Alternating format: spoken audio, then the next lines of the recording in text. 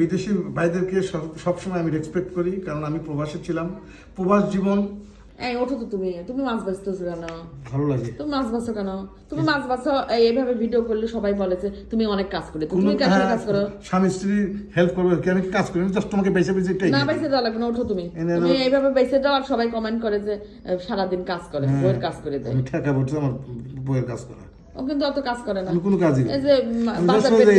এই যে এইটুকু ও বাজারগুলো বের করে দেখাতে পছন্দ করে, এটা কিন্তু আমি সবসময় শেয়ার করি। ও যে বাঁচতেছে ইচ্ছে করে নিজের থেকেই করে, কিন্তু এই পর্যন্ত এইটুকুই। আমি কাটাকাটা সব করবো, আর সবাই কমেন্ট করে যে তুমি নাকি অনেক কাজ করে। এটা চিংড়ি মাছটা মনে রাখবো, মনে রাখো। তুমি ওঠো, তুমি ওঠো। তুমি এইটুক বেছে দেওয়ার কারণে সবাই বলবি না যে অনেক কাজ করো। আমি কাজ করি আর নাম হয় তোমার। ওঠো।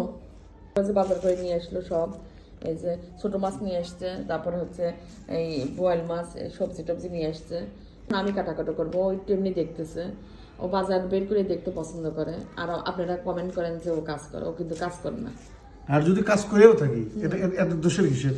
না, কাজ করো না তো ওইভাবে। কাজ তো করি না, কাজ আমি জাস্ট তোমাকে একটু এগুলা এগিয়ে থেকে একটু বেশি বেশি দিই, তাও তুমি কি আমাকে বলো?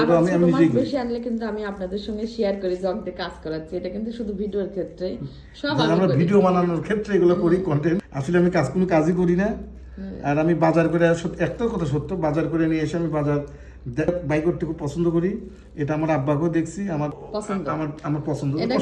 এটা কিন্তু সত্যি কথা, এটা সে করে। সে বাজারগুলো বের করে সব দেখাবে, কিন্তু বাজার গেলেও কিন্তু আমারই তুলতে হবে। আমি সবকিছু ফ্রিজে রাখার যেটা ফ্রিজে রাখবো, তারপরে ডালার মধ্যে ঢালার যেগুলো ডালায় ঢেলে রাখবো, এগুলো আমি করি। কিন্তু বাজারটা বের করে দেখাতে খুব পছন্দ করে। তো এই জন্য অনেকেই ভালো কথা বলেন, অনেক প্রশংসা করেন, আমাদের বাজার দেখতেও পছন্দ করেন। কিন্তু অনেকে আবার দুই চারটে কথা বলেন যে ভাই বইয়ের কাজ করে দিচ্ছে, মানে বিভিন্ন ধরনের কথা বলেন। তো এটা আছে আসলে আপনাদের অভিরুচির ব্যাপার, যে যেভাবে কথা বলতে পছন্দ করেন সেটা আপনাদের ব্যাপার। কিন্তু আসলে ও কিন্তু ওইভাবে অত কাজ করে না। আর বিকারের কথা যে বলেন, আমার ভিডিওর সামনে কে থাকে? তাই কি বলবো, তাকে বলার কিছু নাই। আমার ভিডিওর সামনে কিন্তু পৃথিবীর শ্রেষ্ঠ দেশের মধ্যে একটা দেশে ছিলাম, সাউথ কোরিয়া। অনেক আগে মালয়েশিয়া ছিলাম। বাপদাদার কিছু আছে, এটা জাস্ট ভিডিও কন্টেন্ট করি।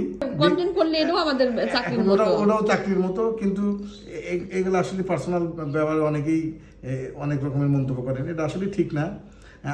আপনার ভিতরে কি আছে, আপনার বাড়িতে কি আছে, আপনার ব্যাংকে কি আছে, আপনার জমি জমা কি আছে, এটা তো ইন্টারনাল ব্যাপার, আপনি কি জানেন?